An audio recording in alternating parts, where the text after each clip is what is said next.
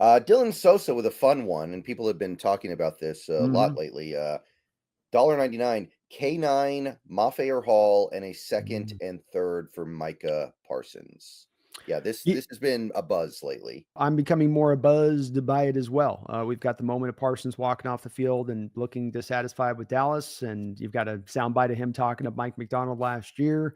And then when you look at the Cowboy situation, they have only $20 million of cap space moving into the offseason next year, which I think is important because they, number one, look at their team right now. If you're from Jerry Jones's standpoint on this, and you have a lame duck coach, you don't know if you're bringing back McCarthy. If you got to go and bring a new coach in there, and you don't have a lot of cap space, and you just signed two big deals in Dak and CD already, and you're going to sign a Micah deal, you're going, okay, we're ready to compete. We're ready to be a contender this year. And do they look at that as well? Losing, they're going to lose Zach Martin this year. Their longtime right guard's going Mhm. to retire after this year, so that's another part of the stable that's going to be lost. I think there's a very cogent argument to be made that Jones and company look at that situation and say, we've got to turn this around and over a little bit. And I know they've never done this in recent history. There's another part of this, and I'm going to be a little long winded in my response in this, Brendan, because there's some people that are so very skeptical of this and saying, no, there's just no chance that could, from God. But from the Cowboys' point on this, let's first take that part, then add on the second part being that Parsons also looks at the Cowboys' current negotiating tactics with CeeDee Lamb and Dak and other guys in recent history where they've stretched those negotiations out on those top end guys to the late into training camp type of period. And maybe he doesn't want to walk through that for a full offseason in addition to this. So you put that all together with, to Dylan's point on this, Brendan, that you could put a very interesting package together for Parsons.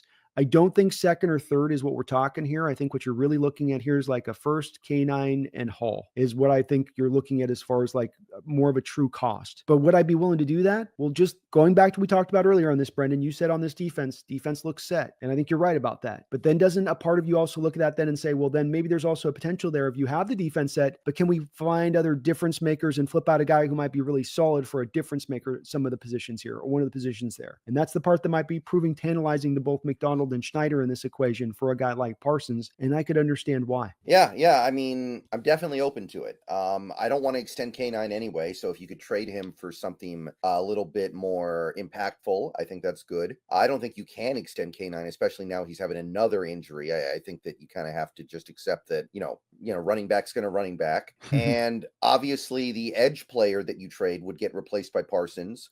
You're not really losing anything in terms of future cap because the money you would have spent to extend K9 and Hall is going to be taken up by Parsons. So it's going to be about equivalent. And remember, you're not going to have in your scenario the first round pick money you're going to have to spend on first round pick X. So it kind of does work out. I do wonder if Macdonald, I wonder how he feels about a guy like Parsons, who is undersized and can't really set the edge and sucks against the run. I do wonder if Macdonald would look at that and go, I don't know if I want to deal with that, because it's a problem. Like, it is a problem with Parsons, him not being able to set the edge against the run. Don't you think with Macdonald in the background of utilizing players for what they do best would lean back more to that background of Parsons of being able to operate at times from an inside linebacker position and some of the looks that he provides? Oh, absolutely. But the Cowboys do that too. They just move him to edge in certain situations, and They've kept him out at edge the last couple of years. There's been more of a transference mm, going on there where it's more we're going to keep him out off of the edge and we're going to take away those kind of linebackery snaps.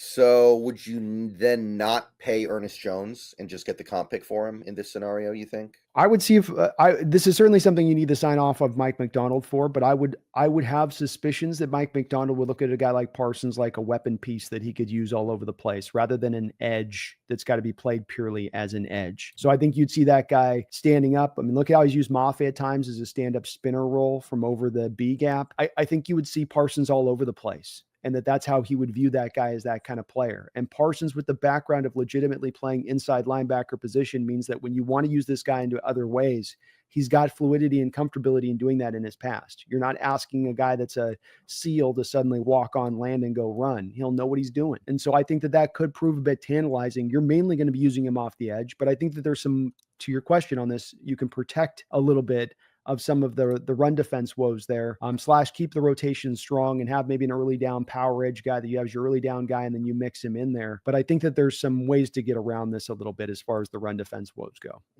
I mean, that would definitely be the stud pass rusher, like the superstar pass rusher we haven't had in a while here. Like arguably, when was the last time we had like a hyper elite pass rusher?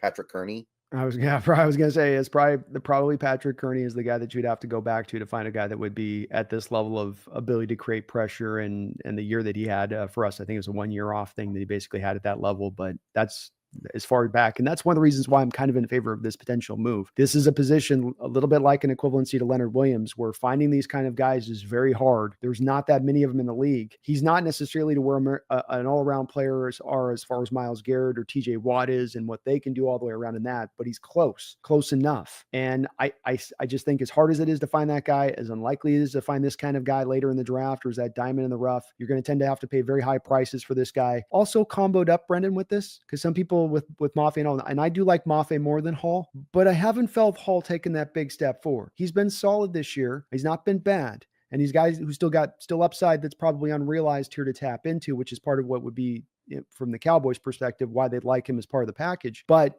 I also don't see that guy that's checking those kind of boxes. And I would wonder about what that could do for a Macdonald defense, being that this was missing in his Baltimore Raven defense as well, Brendan. And he's had to maybe go back. You have to go back to Hutchinson in Michigan, of him actually having a guy like that off the edge who could be that kind of guy. What does that do for his defense? And that's why you'd want his sign off on all this. But I just think that he'd be very, very interested in this kind of deal if it was one that was on the table. The Real Cheese, thank you for the $10. Since we're talking about pipe dreams like Parsons, what about Garrett?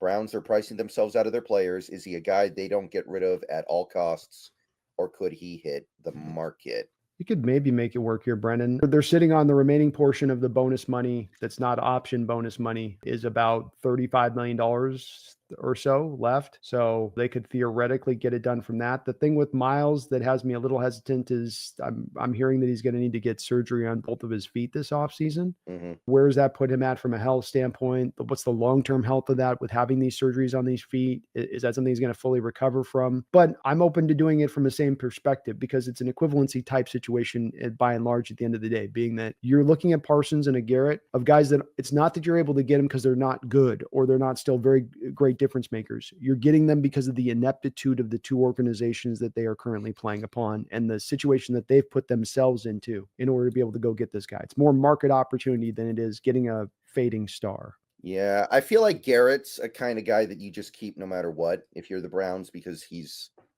gives your team a certain level of gravitas no matter what, I feel like. Gosh, I mean, they got to start at some point. And regardless, trading a tuss on this, I like this discussion. I feel like, don't you feel like from their standpoint, they've got to make that ball call that teams like New Orleans and the Dallas Cowboys are refusing to do on a yearly basis, where you've kept re-upping yourself into the Deshaun Watson contract. Unfortunately, you've kept doubling and tripling down into that contract in the long term, and that you're going to have to kind of cut this thing away at some point or another and pull this thing down and reset this.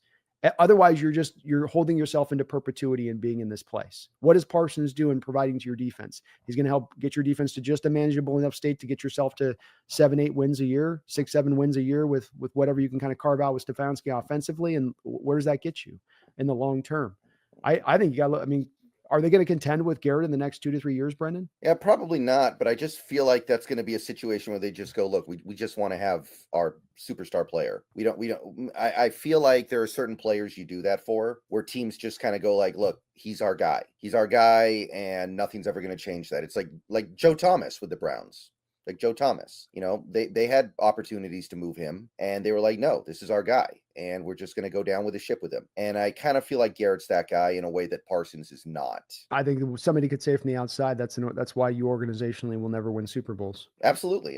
But I mean, I think we all know the Browns are not a picture of organizational health. Anyway, I think everything you're saying is right. I think everything you're saying is very likely to be what their mindset is on it. I would say that they regardless of them moving to us, I think them coming into this offseason and taking that approach once again would be asinine and dumb, and that they should be looking at the forefront of this, of how they can start to roll this around, especially in that division, which is insane. Maybe part of the problem is because Watson's contract is fully guaranteed, they know there's nothing they can do to flush that. So maybe the mentality is, let's just keep desperately trying to be decent while we have him, because it's not like we can do the Russell Wilson thing with him. We can't just kick him out and pay him a bunch of money and roll over. Maybe they're just thinking like, hey, we're stuck. May as well keep desperately flailing around until we find on something that works. Like, I kind of feel like that's what's going on there too. So my thing is that I think that that's certainly been part of their mentality up until this point, and evidence of that is the fact that they've readjusted the Watson contract a couple of times since signing it. Right, that's evidence of the fact that they're trying to maximize more cap out to try to get more guys in that can fit, that can make it work. Okay, so I get that, but there's got to run a point on that where you go, okay, this isn't working, because not only is Deshaun Watson merely not being a good quarterback, he's not merely being a bad quarterback. He's playing like a league worst quarterback when he's playing out there for you. It's where Jameis Winston looks like a major upgrade over the top of him. And at that point, you got to call it for what it is. This ain't turning back around, and you have to acknowledge that from the Browns' perspective. And you've given it a couple of years, and there's got to be a breaking point on this where you go, okay, we can't do anything out of it. You're right about knocking out from the contract, but setting the stage for 2026, setting the stage for 2027 in acknowledgement of we don't have a chance here. What chance do we have even within our own division? Say, of nothing of the AFC right now with the way that this is structured up. We're not that dynamic as far as receivers goes. David Njoku's okay. Our offensive line has regressed this year from where it's been in recent years' history. Nick Chubb's got a knee that's barely hanging on for life on his side of it. Myles Garrett and Denzel are nice on that side of it, but we move Zadarius Smith. We don't have another edge rusher opposite of him. You got Joker, you got the safety Grant Delpit, and that's kind of I don't think you got a lot to build on right there. You got a lot of we got to restructure this. I think JOK might have had a career-ending injury. They were talking about it a few weeks ago, like his career might be done. Holy Jesus, boy, does it get dark for the Browns. Oh God. Yeah. It's a curse. You got to eventually call the ball, I think, and you never know when that team is going to finally have that come to Jesus moment, Brendan. If they're like, okay. Like the owner, I can just picture the owner. Okay, you told me. I know you told me. Don't re-up on it. I re-upped on it. Even okay, let's do it the right way. Let's do what do we got to do? Tell me what we got to do. Here's what we got to do first. We have this major asset that we can offload to help build us future draft capital for the foreseeable future seasons and start to get our cap situation in the right place. All right, let's start to do that. I think eventually you got to look yourself in the mirror from the Browns organization and start to take those steps.